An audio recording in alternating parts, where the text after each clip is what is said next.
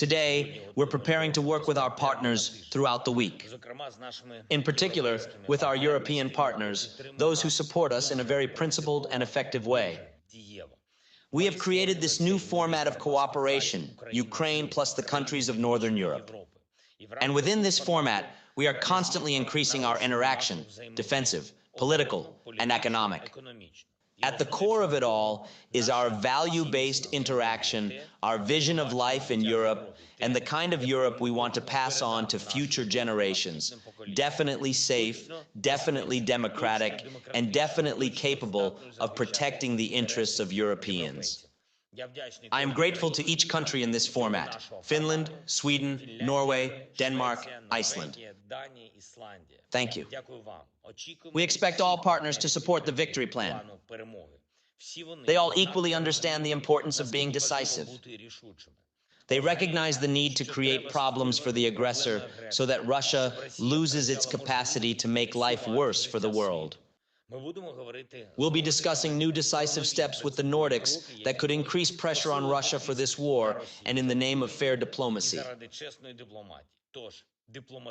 So, we expect more diplomatic developments and new support packages for Ukraine in the coming week. Of course, the key priority is to support our positions in the most challenging areas, to back our warriors, to boost domestic arms production, especially drones.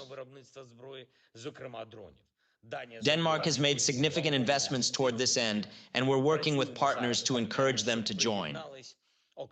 We are working separately at the level of countries and at the level of the world's largest energy equipment manufacturers to strengthen our energy system before winter.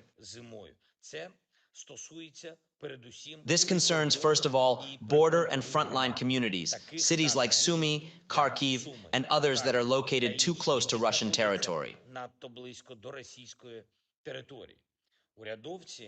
Government officials and our respective diplomatic representatives, as well as energy companies, have clear tasks, including those related to our partners in Northern Europe.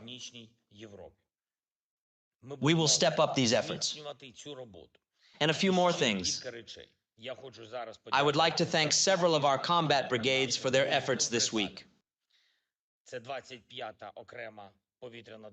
The 25th Separate Airborne Brigade, the 79th Air Assault Brigade, the 35th Separate Marine Brigade, the 65th Separate Mechanized Brigade, the 425th Separate Assault Battalion, and the 27th Separate Artillery Brigade. Well done, warriors!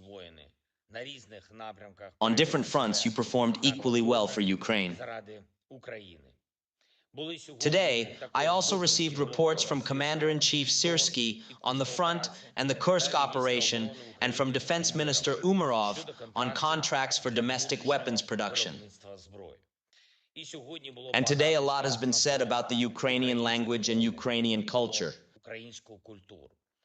Today we celebrate the Day of Ukrainian Writing and Language. And on such a day, it is important to say that only real results can actually preserve everything ours, everything Ukrainian. In this war, we are fighting an enemy that seeks to destroy everything Ukrainian in Ukraine. That's why every action for our nation, every accomplishment that strengthens Ukraine is of paramount importance. We can only win this war together, and only together can we save Ukraine. Not every man for himself, but all for Ukraine. And this is how we should work every day, all for Ukraine. Everyone at their own level, everyone in their place. Thank you for all the results for Ukraine. Glory to Ukraine!